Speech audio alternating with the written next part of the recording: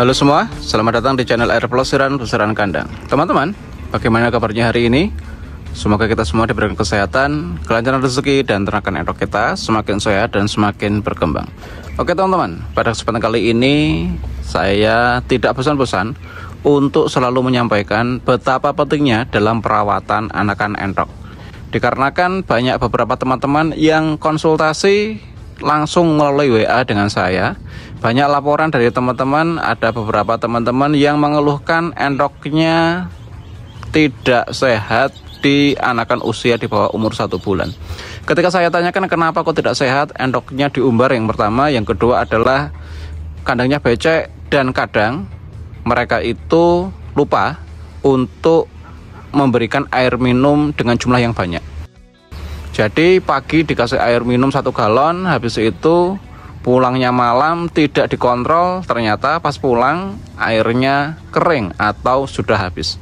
Dengan beberapa keadaan seperti itu teman-teman, keadaan kandang box memang sangat perlu dibutuhkan untuk merawat anakan endok kita yang masih kecil-kecil. Selain itu teman-teman, pada kesempatan kali ini saya ingin memperlihatkan kandang box. Di bawah kandang box maksudnya ada beberapa penumpukan kotoran yang padahal ini baru 1 hari 1 malam.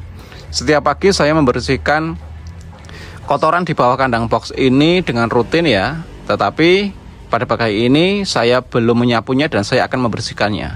Sebelum kita membersihkannya teman-teman, saya ingin menunjukkan kepada teman-teman semua betapa baunya kandang box, kotoran yang ada di bawah kandang box. Mengingat Mintian di umur 0 sampai 15 hari bahkan sampai 20 hari diberikan pakan pabrikan ataupun ayam starter. Dengan keadaan kandang yang kering dan bawahnya itu streaming akan menjadikan ternakan endok kita tetap aman, tetap nyaman, dan tetap terlihat bersih.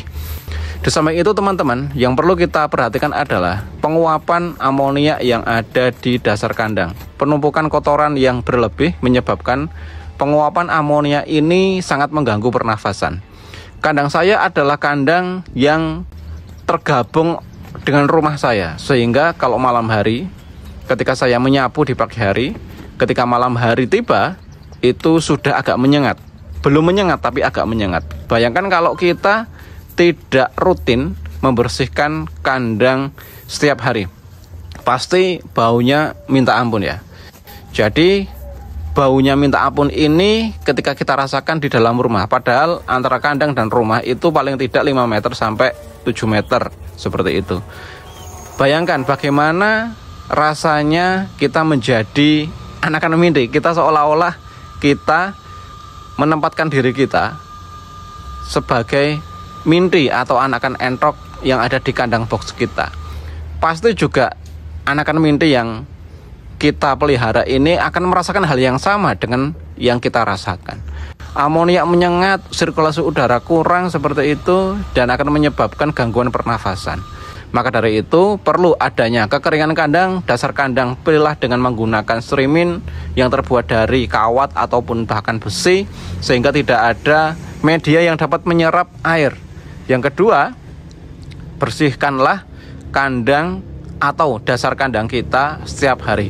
Bayangkan kalau ini tidak diberikan streaming menggunakan bilan bambu atau bahkan diumbar di dasar lantai kandang yang hanya dilapisi dengan sekam. Apa yang akan dirasakan oleh Minti-Minti kita?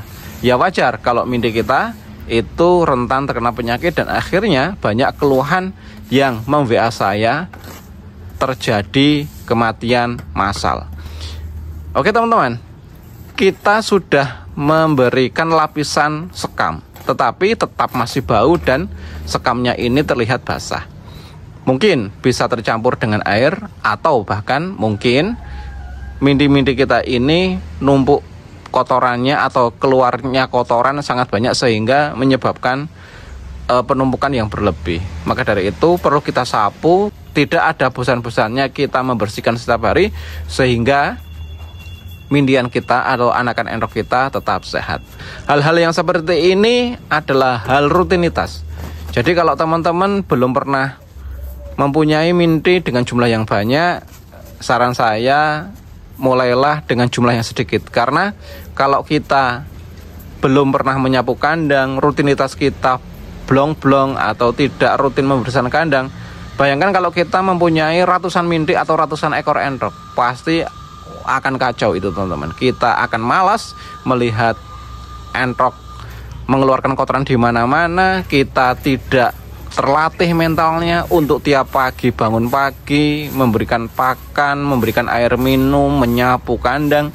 Hal-hal yang seperti itu kadang kita lupa. Yang paling bagus adalah kita tiap hari latihan dengan jumlah yang kecil dulu. Kecil nggak masalah, asal semua perawatannya benar, itu nanti akan hasilnya maksimal. Nanti ketika kita sudah terlatih menyapu kandang, kita sudah terlatih membersihkan kandang, kita sudah terlatih menyediakan kandang box yang ideal, monggo terserah mau menambahkan materi sebanyak mungkin, karena kita sudah terlatih dan kita tidak bermalas-malasan. Oke teman-teman, selain saya mengajak teman-teman semua untuk membersihkan kandang supaya tetap sehat anakannya dan pertumbuhannya tetap optimal, kita akan meracik pakan teman-teman, meracik dengan bahan dasar gedebok pisang. Di konten saya, gedebok pisang adalah menu utama untuk ternakan entrok saya. Pada kali ini saya menggunakan gedebok pisang yang segar dicacah, tetapi gedebok pisang ini kemarin sudah saya potong kecil-kecil sehingga getahnya sudah berkurang. Gedebok pisang ini sudah layu teman-teman, sehingga mudah untuk dicerna oleh anakan entrok kita dan kita mudah untuk mencacahnya. Cacahan gedebok pisang ini rutin saya lakukan untuk bisa menekan biaya kos pakan. Selain itu teman-teman, saya tidak hanya menggunakan gedebok pisang sebagai pakan utama, tetapi saya juga menggunakan roti BS ya. Roti BS ini saya hancurkan, terus saya berikan air sebagai campuran tambahan protein. Mengingat roti BS ini di dalamnya ada coklatnya, di dalamnya ada kejunya, di dalamnya ada telurnya dan lain sebagainya. Adonan roti ini kan komplit ya, sudah ada keju, ada telur, ada margarin dan lain sebagainya. Ini menyebabkan walaupun hanya menggunakan cacahan gedebok pisang, tetap produksinya tetap lancar dan pertumbuhannya tetap optimal teman-teman. Tetapi teman-teman tidak usah khawatir, masih banyak bahan-bahan yang dapat menunjang protein dan nutrisi. Gedebok pisang sebagai pakan alternatif bisa dicampur dengan hijauan, bisa dicampur dengan maggot dan lain sebagainya, atau ampas-ampasan. Terserah mau diberikan bahan yang mana, disesuaikan dengan bahan yang sudah didapat di lingkungan teman-teman semua. Di kandang saya menggunakan roti BS, cacahan gedebok pisang dan begatul teman-teman. Biasa, begatulnya tidak terlalu basah, kering ya, sehingga nanti bisa bergantian ketika diberi pakan. Oke teman-teman, tidak usah menunggu lama, kita langsung menuju kandang indukan ya. Kandang indukan seperti biasa teman-teman, saya menggunakan kubangan air sebagai penyedia air sehingga ketersediaan air aman. Setelah kita beri pakan, setelah kita meraciknya, bisa dilihat entroknya langsung menyerbu kubangan air. Kubangan air ini perlu atau penting karena adanya air ini nanti untuk bisa mandi dan menghilangkan bulu-bulu yang sudah tua, sehingga nanti regenerasi bulu akan sempurna dan produktivitasnya tetap lancar. Pakan gedebok pisang dengan diberikan pakan alternatif yang lain tidak mengurangi produktivitas entrok saya teman-teman. Bisa dilihat ini kemarin saya panen dan anakannya masih ada. Yang kedua, saat ini masih ada yang bertelur juga, telurnya juga cukup besar dengan ukuran yang cukup besar dan jumlahnya cukup banyak. Ini belum mengeram ya, ini masih ada beberapa hari lagi ke depan. Target saya ini akan bertelur 15 dan semoga bisa tercapai. Selain itu, ketika kita memberikan pakan apapun, bisa dilihat setelah kita memberikan pakan, ukuran entroknya itu nutrisinya cukup atau tidak dilihat setelah makan. Setelah makan, dilihat 1 jam kita masuk ke kandang, entroknya nyerang kita atau tidak, atau ngikutin kita atau tidak. Kalau 1 jam itu ngikutin kita, berarti pakan yang kita berikan tadi itu nutrisinya kurang.